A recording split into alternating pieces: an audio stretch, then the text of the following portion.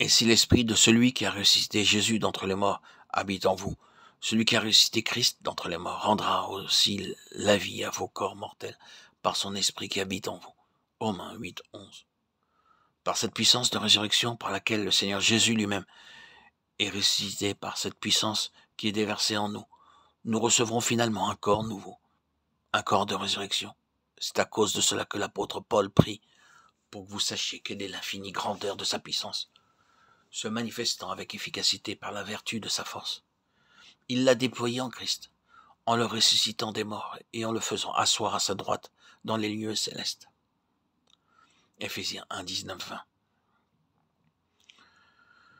C'est pour cette raison que l'apôtre Paul priait avec un lourd fardeau de cœur en faveur des croyants éphésiens pour qu'il leur soit donné de connaître davantage la puissance de sa résurrection. C'est par cette même puissance que le Seigneur Jésus-Christ, après avoir connu la mort, est ressuscité, est sorti du tombeau et est remonté au ciel. Cette puissance de résurrection est répandue dans notre cœur à l'instant de notre nouvelle naissance. Elle continue à se manifester et à agir en nous, jour après jour, jusqu'à ce que nous soyons rendus conformes à lui. C'est ainsi que, durant notre vie terrestre, nous sommes de plus en plus, jour après jour, rendus participants de la nature divine. C'est aussi par cette nature divine que se développe en nous un amour et une affection grandissant pour les choses célestes, les choses d'en haut. Si donc vous êtes ressuscité avec Christ, cherchez les choses d'en haut, où Christ est assis à la droite de Dieu. Affectionnez-vous aux choses d'en haut et non à celles qui sont sur la terre. Colossiens 3, 1, 2.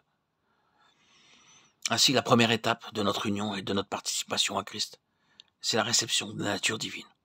En nous appuyant sur les promesses de sa parole, nous les appropriant par la foi, nous entrons progressivement de plus en plus dans la réalité de cette nature divine jour après jour,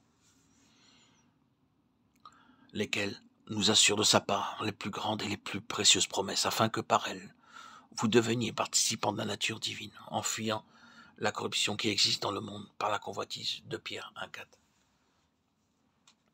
Lorsqu'on effectue une greffe, on fait tout d'abord une entaille dans laquelle on introduit une branche d'un autre arbre. Ainsi, quelquefois dans un temps très court, 2 ou 3 ans, la nature de l'arbre est complètement changée. Les branches changent, les fleurs changent, les feuilles, les fruits, tout change. L'apôtre Paul utilise dans Romains 6 le même terme de greffe pour dire que nous avons été plantés en Christ dans la conformité à sa mort.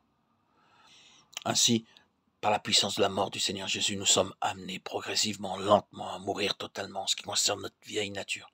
Ensuite, par la puissance de sa résurrection, nous sommes de même amenés à participer à sa nature divine. Cette puissance de résurrection agit et se déploie en nous. Nous devenons justes devant Dieu, lequel a été livré pour nos offenses et ressuscité pour notre justification. Romains 4, 25. Nous atteignons ainsi le grand but que Dieu a en vue pour nous, à savoir d'être rendus conformes à son image. Ce n'est pas que j'ai déjà remporté le prix ou que j'ai déjà atteint la perfection, mais je cours pour tâcher de le saisir. Puisque moi aussi j'ai été saisi par Jésus-Christ, frère. Je ne pense pas l'avoir saisi, mais je fais une chose, oubliant ce qui est en arrière et me portant vers ce qui est en avant. Philippiens 3, 12, 13.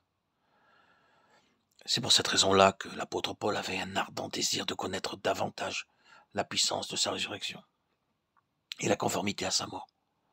En fait, ce qu'il voulait dire, c'est que jamais il ne se sentirait satisfait aussi longtemps qu'il n'aurait pas atteint ce but que le Seigneur avait prévu et fixé pour lui. C'est pourquoi il s'est lancé et courait en avant pour atteindre le but de la vocation céleste en Jésus-Christ.